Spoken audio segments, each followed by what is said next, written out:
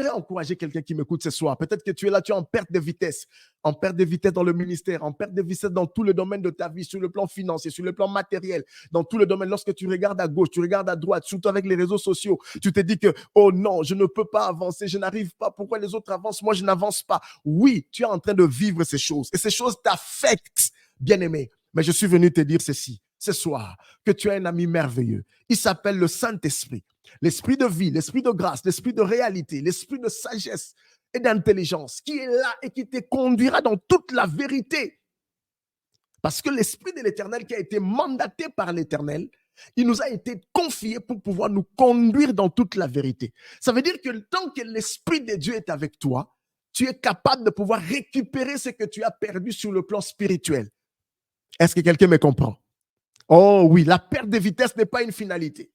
Tout comme aussi, bien aimé dans le Seigneur, la perte des choses que tu vis n'est pas une finalité. Donc, nous avons vu, nous parlons de la perte spirituelle. Et le deuxième point, c'est la perte peut-être aussi émotionnelle. Ça veut dire que tu es là, tu perds de l'amour pour un être cher. Tu perds de l'amour pour ton conjoint. Tu perds de l'amour pour ta conjointe. La perte entre un parent et ses enfants, vice-versa. Et ça, c'est quelque chose, bien aimé dans le Seigneur, qui détruit au jour d'aujourd'hui le mariage. Et surtout, en ce qui concerne dans le domaine de la chrétienté.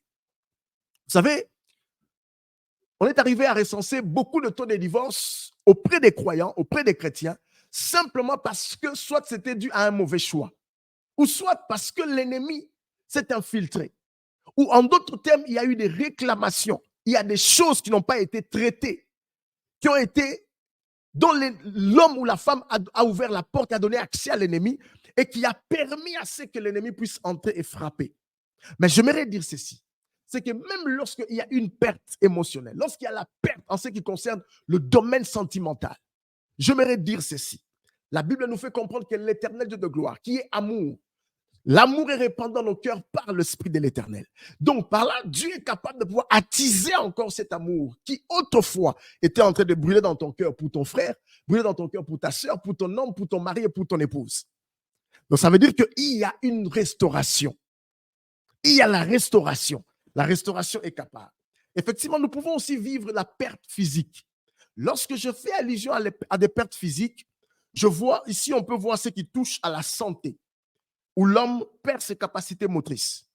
Ça veut dire que la personne n'est plus apte de pouvoir faire telle chose, de ne plus voir, de ne plus marcher. La personne perd ses capacités. La personne n'est plus en parfaite santé. Et il ne cumule que traitement et traitement à cause de la maladie qui l'a affecté. Et au point même de vivre une perte physique, c'est-à-dire de l'entraîner même à la mort. Mais ce que j'aime, c'est que la Bible déclare et dit ceci. Toute plante que n'a pas planté mon père est appelée à être déracinée. Ça veut dire que la maladie par laquelle tu peux passer ne définit pas qui tu seras demain. En fait, en d'autres termes, ça veut dire quoi? Les médecins peuvent te condamner, la maladie peut te condamner. La loi de la maladie peut te condamner au jour d'aujourd'hui.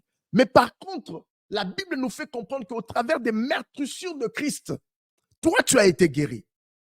Donc, ça veut dire que lorsque je me focalise sur les réalités, lorsque je me base sur ce que je peux vivre comme perte sur le plan santé, je peux dire que l'Éternel est un menteur. Mais par contre, Dieu n'est pas un homme pour mentir, ni un fils d'homme pour se repentir. Donc, au travers de sa parole, au travers de ses promesses, il nous amène à comprendre qu'au travers de ses meurtrissures, nous sommes guéris. Certes, la médecine soigne, mais par contre, l'Éternel, le Dieu vivant, est celui qui guérit. Donc, pour toi qui m'écoutes ce soir, peut-être que tu vis et tu subis ce que j'appelle une perte sur le plan de ta santé. Je suis venu t'annoncer et te faire comprendre que le Dieu de la restauration est capable de pouvoir te restaurer dans ta santé. N'avons-nous pas vu des personnes qui étaient malades, qui étaient alitées sur les lits d'hôpital plutôt, et dont les médecins avaient déclaré, avaient donné quelques jours à vivre. Mais ces mêmes personnes ont recouvert la santé à cause de la bénédiction de l'Éternel, à cause de la main du Dieu Tout-Puissant dans leur propre vie. J'aimerais dire à quelqu'un bien-aimé, je ne sais avec quelle situation tu trimbales depuis des années, mais je suis venu te dire ceci. ce soir, c'est que le Dieu de la restauration est capable de te redonner la santé que tu avais avant. Et même si tu n'avais pas la même santé avant et que tu es né maladif et que tu continues à expérimenter maladie après maladie, le Dieu que tu pries, le Dieu que tu invoques jour et nuit te dit, par les meurtrissures de Christ, tu es guéri. Alors, si